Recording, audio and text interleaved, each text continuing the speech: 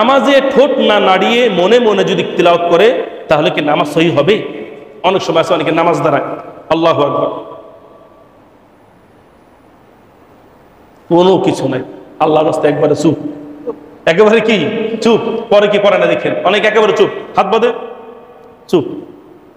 এই যে চুপ, এইভাবে যদি কেউ নামাজ পড়ে তাহলে তার নামাজ কি হবে না? সহি হবে না।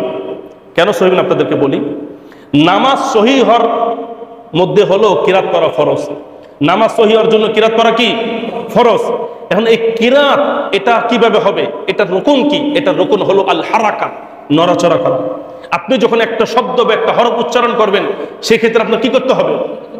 আচ্ছা, আমি কি আপনাকে আপনার যার নাম আছে, আমি কি নাম, এই যে আলবি সাহেবের নাম আলবি, আমি মুখ বন্ধ করে তাকে ডাকতে পারবো? কি বোঝা যায় যে আমি তারা ডাকতেছি?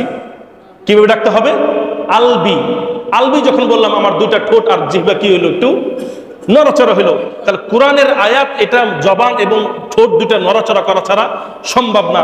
সুতরাং কিরাত যদি নড়াচড়া না করা হয় তাহলে সেই কিরাত হইল না। আর নামাজের মধ্যে যদি কিরাত না থাকে তাহলে সেই বুবা নামাজে কি হবে না? কোনো কবুল হবে না। এই জন্য বন্ধুরা আমার, নামাজের মধ্যে মুখ নাড়াইতে হবে, শব্দগুলির উচ্চারণ এমনভাবে করতে হবে যেন আপনি শোনেন। ফতোয়ায়ে হিন্দিয়া 1 নম্বর খণ্ড 69 নম্বর পৃষ্ঠা, ফতোয়ায়ে শামী 1 নম্বর খণ্ড 534 নম্বর পৃষ্ঠা, বাদায়ুস সানাঈ এর 1 নম্বর অথবা 3 নম্বর খণ্ড 55 পৃষ্ঠা অথবা 200 নম্বর পৃষ্ঠা, আল মাহমুদা 3 নম্বর খণ্ড 389 নম্বর পৃষ্ঠার মধ্যে আছে। কেউ যদি মুখে নড়াচড়া না করে শুধু মনে মনে কিরাত করে নামাজ আদায় করে তাহলে তার নামাজ কি হবে না? সহি হবে না।